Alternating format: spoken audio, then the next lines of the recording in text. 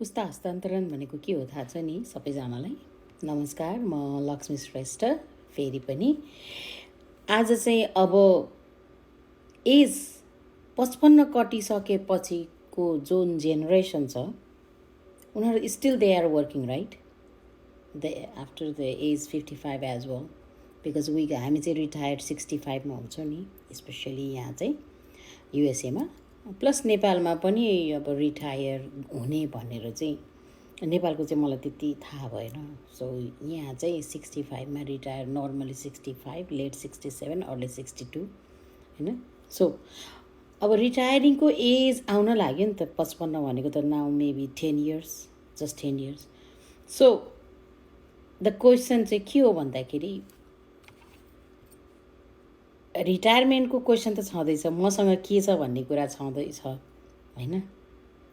भोलि किनभने रिटायरमेन्ट लिइसकेपछि त इन्कम त आउँदैन होइन, तर बिल्स त आइरहन्छ।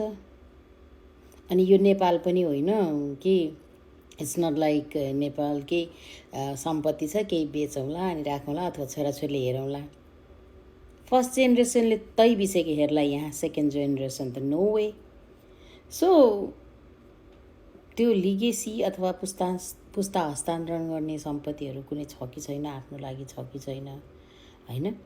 अनि त्यसमाथि हामी जो पेचेक टु पेचेक काम गर्छौँ, काममा जाँदा पैसा आयो नत्र नि आउँदैन नि त होइन।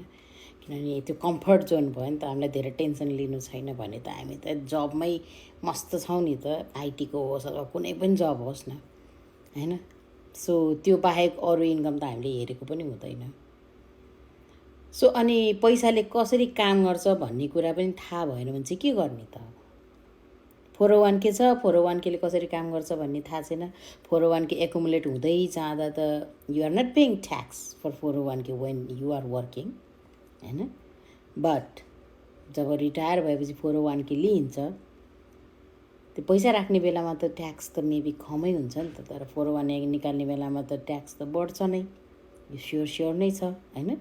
जब इन्कम छैन त्यसमाथि फेरि 401k को ट्याक्स तिर, सोसल सेक्युरिटी बेनिफिट आउँछ त्यसमा पनि ट्याक्स तिर, मेडिकेयरहरू आउँछ, के बेनिफिटहरू आउँछ होइन, बिल्स आउँछ हो, भर्नै पर्यो।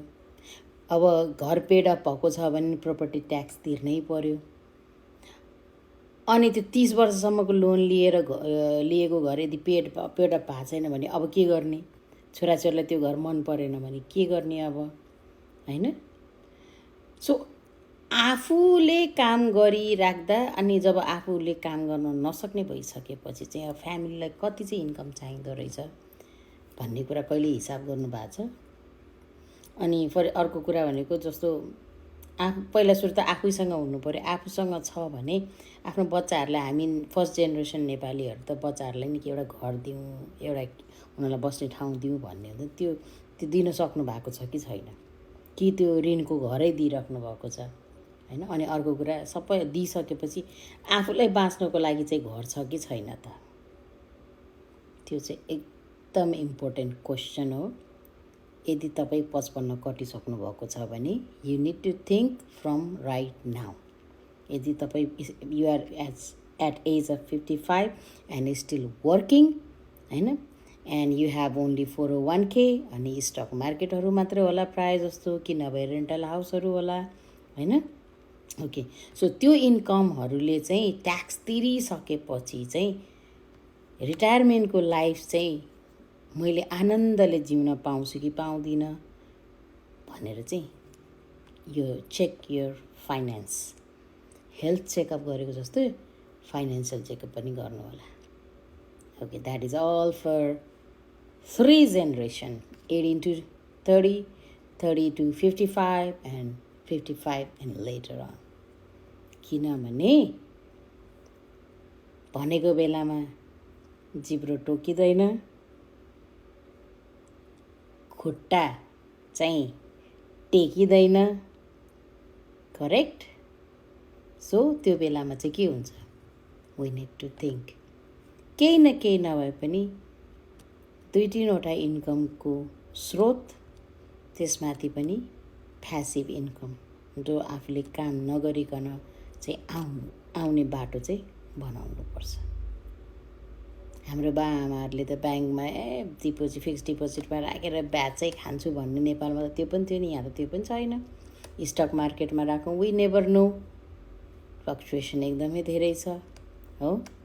अब घर किने अनि घर किनेर छोराछोरी मैले तिर्न सक्ने जति मैले तिर्छु, तिर्न नसक्ने छोराछोरीले तिर्छन् भनेर सोचिराख्दाखेरि छोराछोरी पढाइ विशेषले अथवा काम विशेषले अर्को स्टेट जानु पर्यो अनि तपाईँको ठ्याक्कै त्यही बेलामा रिटायरमेन्ट आयो, तपाईँको पेडअप भएको छैन, बच्चाहरूले त्यो घर मलाई चाहिँदैन, म तिर्न सक्दिनँ भन्यो भने अनि के गर्ने त्यतिखेर? यो सुन्दा तितो लाग्छ तर सोच्नु चाहिँ जरुरी छ है। This is the bitter truth, reality of the life. Check check.